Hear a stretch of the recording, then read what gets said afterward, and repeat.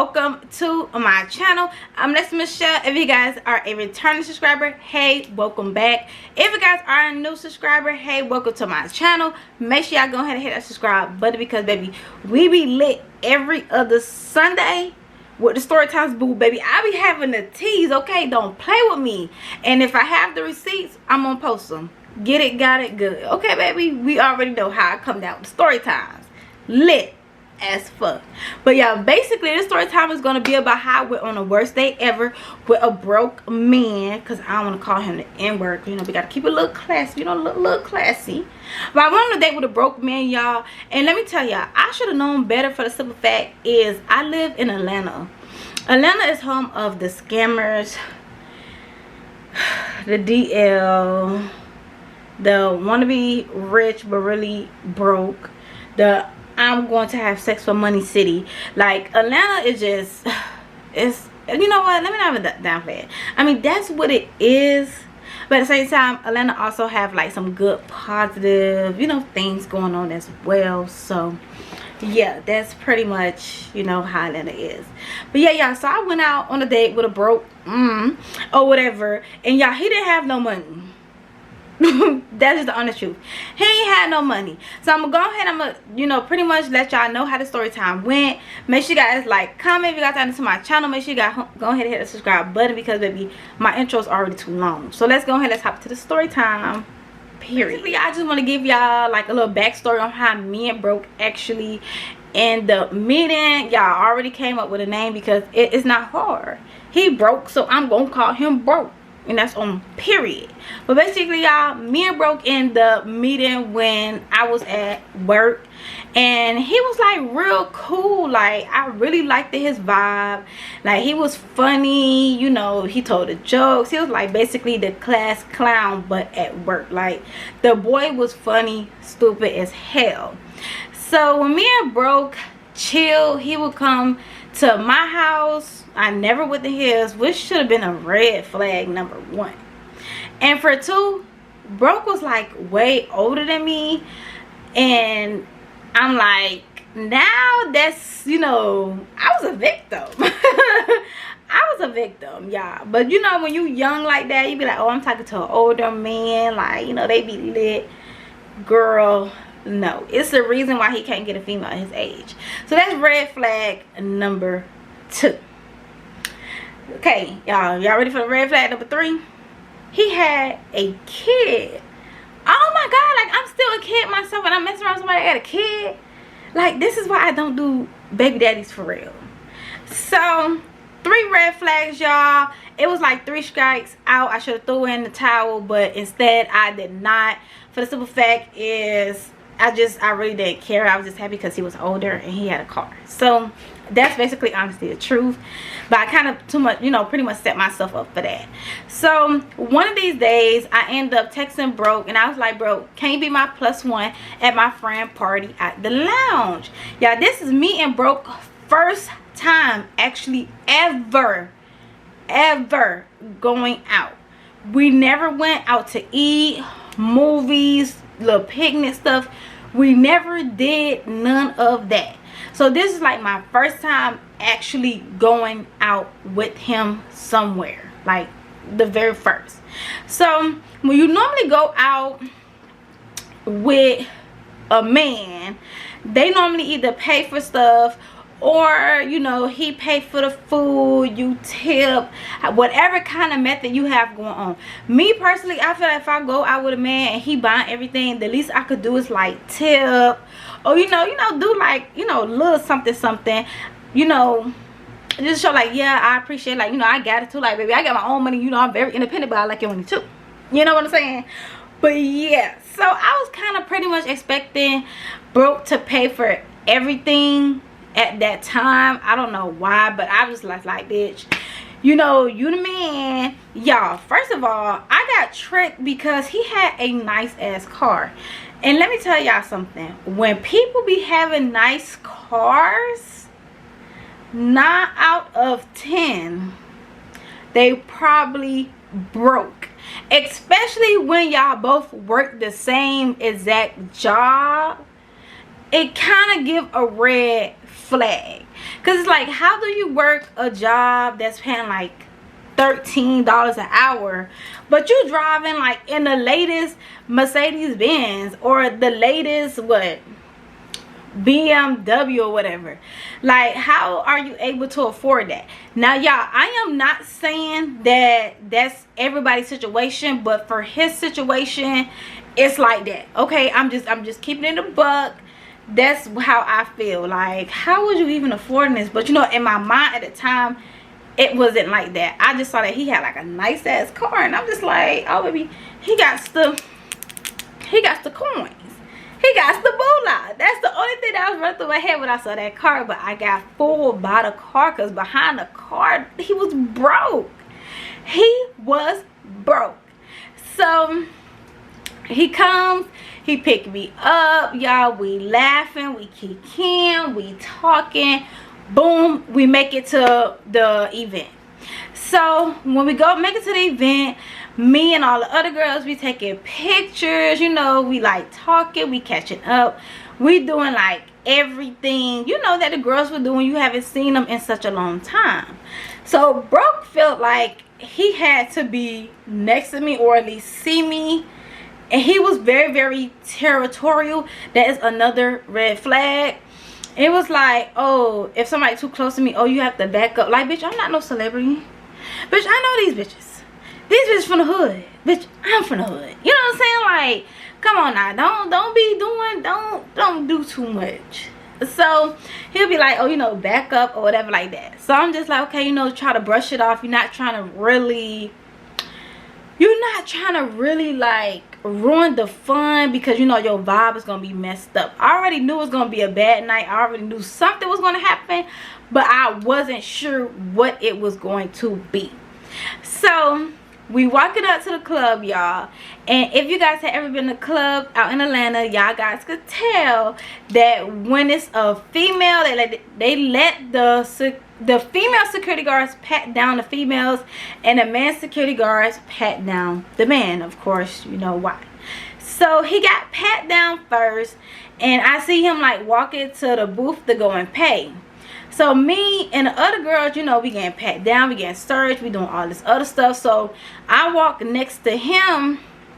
So he's like right here, I'm right here, so we at a distance a little bit, and then I turn around to wait for the other girls. So we basically, this is me and the girls, and this is him.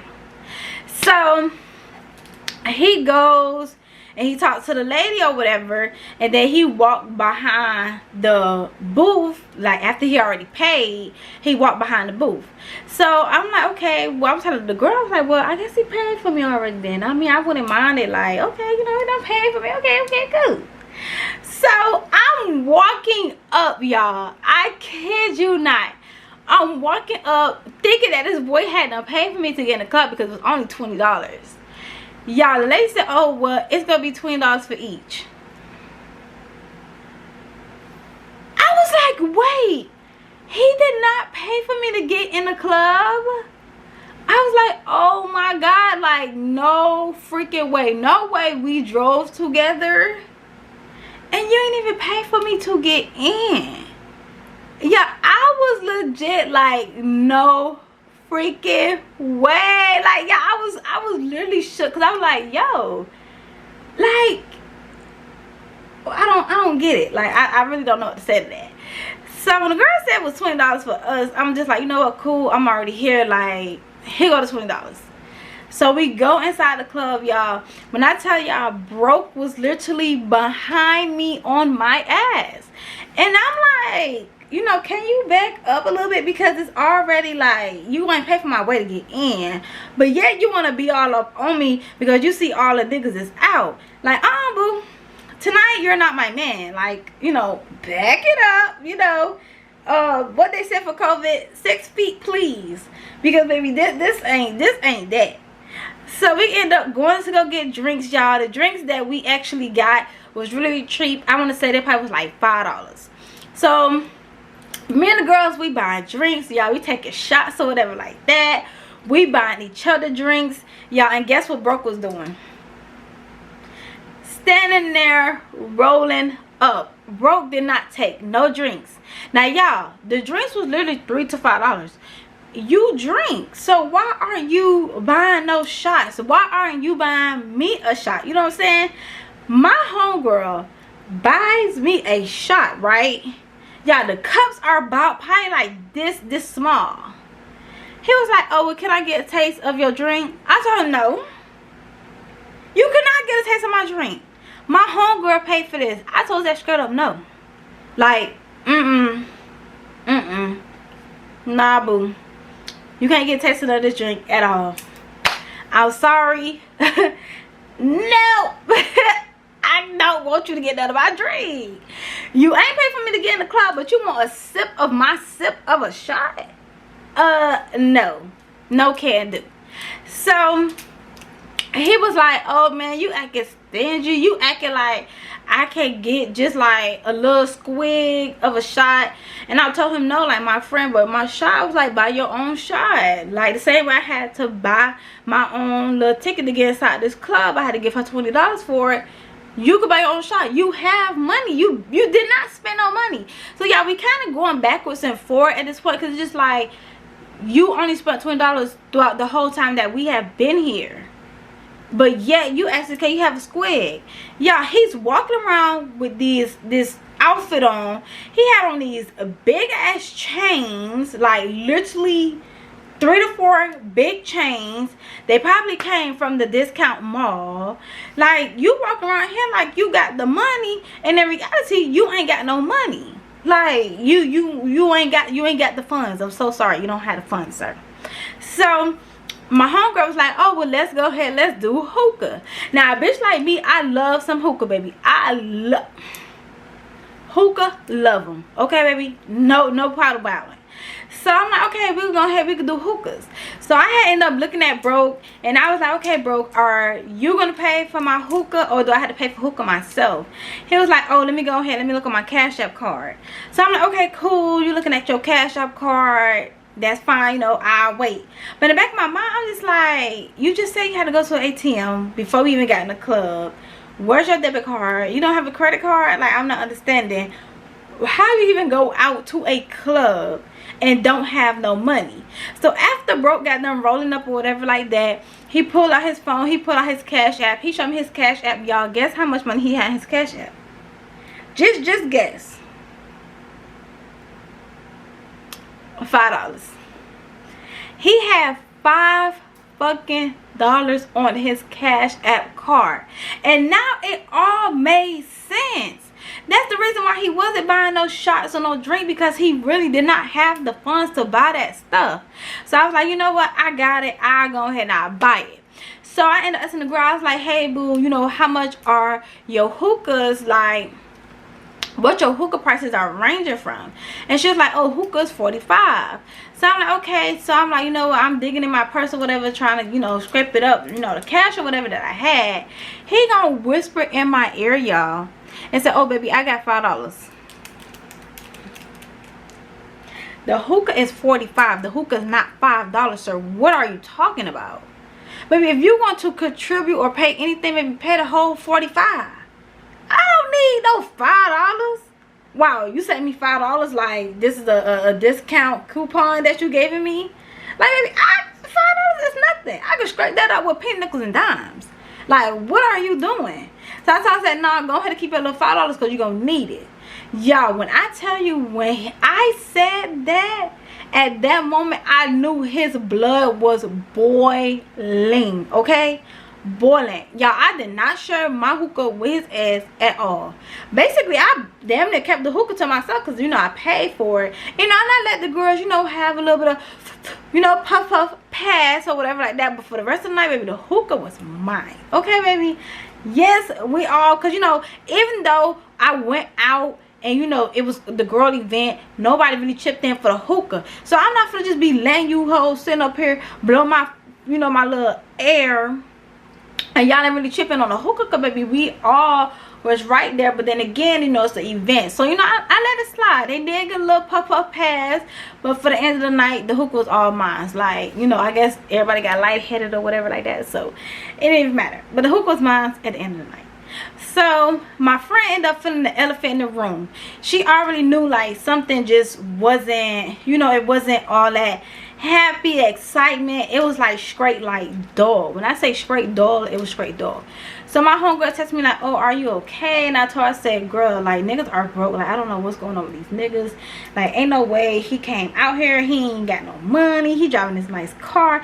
Then he got nerve to be up on me to try to make it seem like we together when, you know, the niggas are out. And I said, the other boy, he looking at me. But then again, it would be kind of disrespectful. Because how the fuck I'm going to get back home? Because I drove with him. And I know 9 out of 10 the other nigga don't live by my house. So damn, I'm going to be out of gas.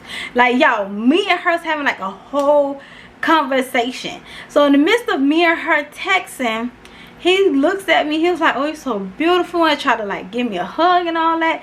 And I'm just like, you know, just give me space. Like, you know, the hookah make me lightheaded. I'm high. Can you just give me some space? Like, y'all, I literally like, I ain't forcefully pushed him, but you know, I kind of like slick, you know, pushed him off of me. And I'm just like, no, I just need to have space. Once I did that, he was like, oh, you know, I think it's time for us to go. So I was like, well, shit, I'm thinking the same thing. I was like, I done spent all this money. I done spent the money.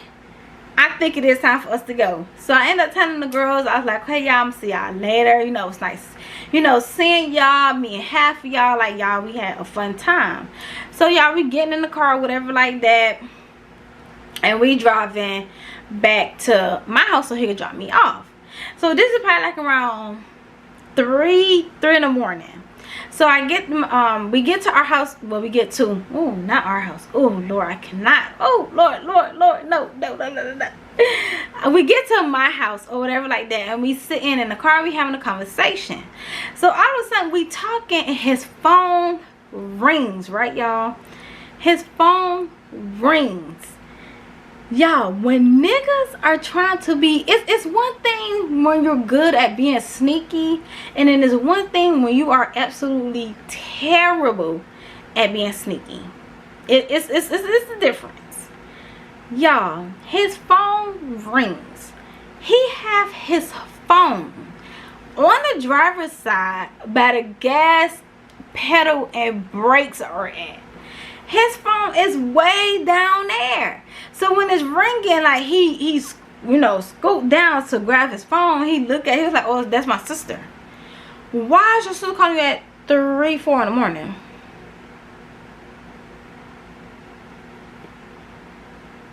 Baby, your sister's supposed to be asleep. Your sister's like, what, way younger than me? So why is she even up this time like calling your phone? She know you was going out. So what I did was I texted the sister the next day to see if that was her who called. And she said it was her, but I still think she lying. Cause you know you can't go against the grain. You know what I'm saying? You gotta stick by your brother all the time. But when I saw his phone down there, he grabbed his phone. I was like, you know what? You could go ahead and you can leave, baby. You can leave, close the door behind you where the sun don't shine. Because, baby, you is not coming back over here. We ain't having no conversations. Me and you is completely done. Like, done and over with. So he was like, oh, no, don't do that. Like, you doing too much. You tripping. Like, I don't know why you saying all this stuff. No, you don't mean. Yeah, I got out that nice-ass car. Bitch, I slammed that door so motherfucking hard, bitch. I could have had done broke the damn thing off the hinges. Like, bitch, what the fuck you mean? Like, yes, we just met, but baby, I don't care that bad to talk to you. Like, I really, honestly, truly don't care. Yeah, when I say that was the worst date, whatever, they be broke. They be broke. Yeah, I would never, ever work a regular job where your paychecks is probably like for every week four and some change to pay a car note that's like $800 to $1,000. I would not set myself up for the okie doke. His car note's like 8 and some change, and we work in the same job now, y'all. This is years ago. Like, this is when it wasn't no paying no $13, $14 an hour. It was not that. That's a whole different time back in the day. So how the hell did you afford this nice ass car? And you telling me you got these high ass car notes, but we working at the same job, damn near getting paid minimum wage. Something wasn't adding up, y'all. He did not have no hustle in him, so I don't want y'all in the comments talking about some, oh, he's a scammer, he's selling. No, that was not that. Because he would have said that. So please don't try to justify as to why he is broke. Baby, he's broke. Broke, okay? So that will be the ending of this story time. I hope you guys like this story time. If you guys are new to my channel, make sure you guys like, comment, and subscribe. And I will see you on the next story time video. Bye, y'all.